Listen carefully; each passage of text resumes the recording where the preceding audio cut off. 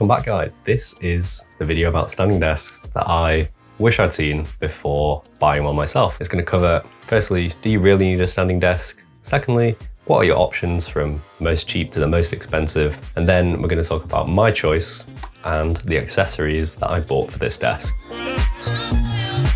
What does the science say about standing desks? Are they healthier? Do they help you be more productive? We do know there are links between excessive sitting and a whole range of bad life outcomes, including diabetes, cardiovascular disease, and ultimately premature death, which kind of sucks. So maybe we do need to get out of our chairs more while we're at work in the office or working at home. And the good news is that having a sit-stand desk will give you more opportunities to do that because you can carry on working while stood up. The question is, will you be bothered enough to actually do it? This study found that introducing standing desks in the workplace did reduce sitting time.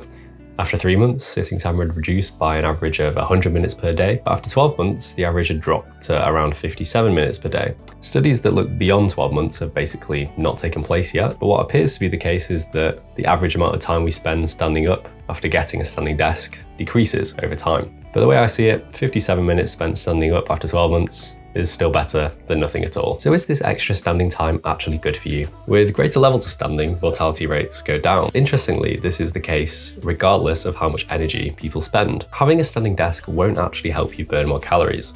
For example, this study found that sitting burned an average of 80 calories per hour, standing burned an average of 88 calories per hour, and walking burned 210 calories per hour. So if you do want to burn more calories, I'm afraid that you will have to go outside more, or at least actually leave your desk. What about other health benefits? This study says that standing desks are potentially useful for reducing stress and improving overall mood. But it also says that the evidence is generally lacking. Electric sit-stand desks haven't been around that long, and the studies that do exist are generally low quality. The truth is, we don't actually know that much about whether standing desks are really worth it. Also bear in mind, we don't want to stand up too much. There are lots of jobs, for example, in food, retail, healthcare, and education, that involve standing up for the majority of the time. But we don't hear about the health benefits of these jobs. This review of 50 studies found associations between occupational standing and musculoskeletal symptoms, especially lower back problems. We don't know what the optimum amount of sitting versus standing time is, but it's not as simple as the more standing we do, the better. Finally, will standing desks make you more productive? Unfortunately, the answer is no. This study in a call center found that there was no difference in productivity before and after introducing standing desks. A few studies even say that your concentration decreases when standing because you have to allocate more brain resources to controlling your back and your legs, so you can't devote as much attention to your work. But all this science aside, what persuaded for me to buy a standing desk? It's f***ing cool, isn't it? So, on to the next section. Firstly, at £0, you could simply just stand up and walk around every so often. But the problem with this is to carry on working, you have to sit down again. And that's why studies like this one show no significant effects when more walking is encouraged in the workplace. Also, you can't show off to your friends that you're doing this, unlike owning a standing desk. Next up is a couple of options that you can use to convert your existing boring sitting desk into a standing desk. Firstly, there's this ladder type contraption, which I've seen cost around £50 or more.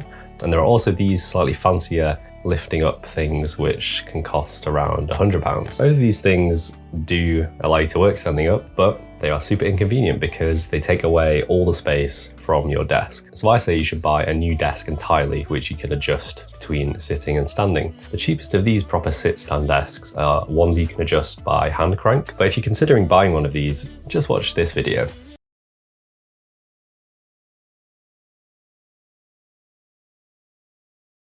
It takes forever to adjust. Do you really want to be doing this every time you want to stand up or sit down? An alternative is this gas lift desk, which is much faster, but there is still some manual labor involved. The cheapest ones I've seen are around £150, and they have a weight capacity of 15 kilograms, which means that if you put more than 15 kilograms on your desk, which is quite likely because the desktop itself will probably weigh around 15 kilograms alone, then you have to lift the rest of the weight up by yourself. So whenever you want to stand up, you basically have to do a bicep curl of whatever the weight of the things on your desk are, minus 15 kilograms. Maybe that's a positive for you if you would like the gains, but I think we can do better. This brings us on to electric desks, where there is no manual labour involved at all, other than pressing a button. The cheapest of these have up and down buttons, which are good, but you have to hold them down for the whole time your desk is moving. And these are vital seconds lost that you could have spent doing something important like scrolling on your phone. The main problem with these up and down button, gas lift and hand crank desks is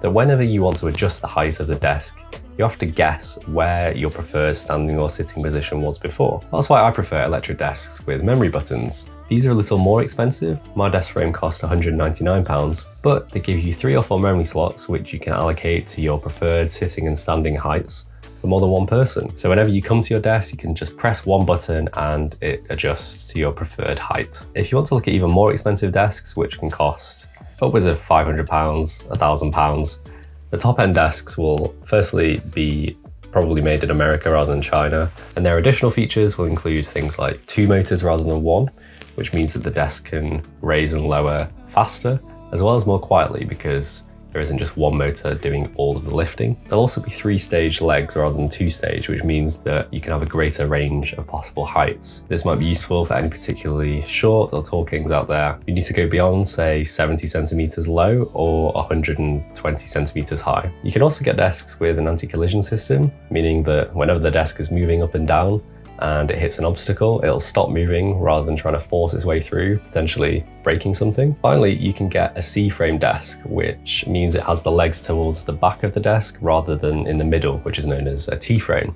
And this will give you some more leg room, and if you want to attach a stability crossbar to reduce the wobble of the desk, it means this crossbar won't get in the way of your legs or a potential filing cabinet. So this is the standing desk I went for. It's a grey single motor electric desk with memory buttons. I think this is the best balance of price with functionality. I think the additional features, if you spend more money, are good, but I don't think they add that much value. Not once in the last 3 months have I thought I need a desk that's faster or quieter. How did I choose between all the brands out there? On YouTube, there's so many videos of standing desks from Autonomous, FlexiSpot, Fully, Uplift, IKEA, the list goes on. What helped me a lot to decide were some articles on workwhilewalking.com, which said that lots of these brands actually use the same few Chinese suppliers. For example, Jikang makes the standing desks for all of these brands. So pretty much all of the single motor standing desks, despite the different brands, are actually exactly the same. Also, there's a lot of astroturfing, which is where companies pay people to write reviews as if they're completely independent and sort of create an artificial grassroots movement, which is why it's called astroturfing. And there are even fake customer reviews entirely. If you go on websites like the Autonomous website, every single one of the reviews on there is 5 stars. So bearing all of these things in mind, you might as well just go for the cheapest one. The cheapest one for me at the time I bought it was by a brand called Allcam on eBay. I bought the frame for £199, but you can get them even cheaper. For example, at the time I'm making this video, there's actually a frame on Amazon which costs £170. Some useful tips: every time you buy something on Amazon, it's a good idea to check the item's price history on Camel, which will allow you to see if you're actually getting a good deal or they've actually increased the price of a product recently. All of these brand names like FlexiSpot, All Dry, Made Site are just meaningless because none of these companies actually manufacture their own standing desks. They all buy them from the same few suppliers. Also, when you buy on eBay, in the UK at least, you can get cashback. I used a website called Quidco, which gave me 1% cashback on my purchase, and that saved me £2 whole. After buying this desk, I was very pleased to see firstly that it actually arrived and existed. Secondly, I was pleased that it was actually straightforward to assemble. All the parts were divided up into little bags and I had it together in a couple of hours with just a screwdriver. The tabletop I will come on to in a minute. Setting the memory slots is very easy. You just adjust the desk to the height you want to save. You press the M button and then press the number that you want to allocate that height to. So then whenever you want to adjust the desk to that height, you press the button and boom, it's done. The single motor desks are the louder electric desks that you can buy, but the only thing I worried about was the true test of loudness. Will it wake up your family at 1 AM if you adjust the desk?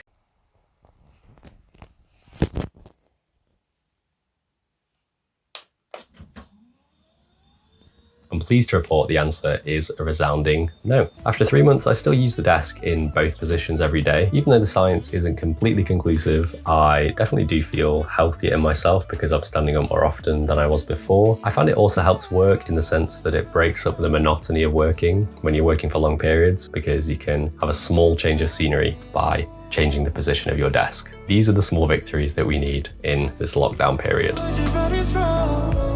Tabletops. The first thing I'd say with tabletops is to buy one separately from the desk frame. You can buy them together, but this is usually a lot more expensive than buying separately. Now, the cheapest tabletop by far is the IKEA Linmon, which costs around £15, but it can get as cheap as £7 if you want one that's 100 by 60 centimeters. The only reason I didn't buy a Linmon was because I needed one that was specific dimensions for my room, and you can't cut an IKEA Linmon to size because the inside, like many IKEA products, is literally just air and cardboard. What I ended up doing after watching a few YouTube videos was buying a kitchen countertop. Yes, I bought a kitchen countertop to act as my desktop. It cost me £54 from my local timber shop. I'm guessing using a kitchen countertop as a desk is probably a weird idea to you, but hear me out on this. Firstly, the amount of texture options you can get when you buy a kitchen countertop relative to a desktop is so much more varied. I managed to find one in this walnut texture, but there are so many other options available. Obviously, it's not real wood, it's just laminate bonded to some particle board. But if you were to buy a genuine walnut tabletop, it would cost you far, far more. The second advantage of kitchen countertops over the cheap IKEA ones is that they can be cut to size for you. This kitchen countertop was 3 meters long originally, which was far too much for me. So I got my timber shop to cut it in half.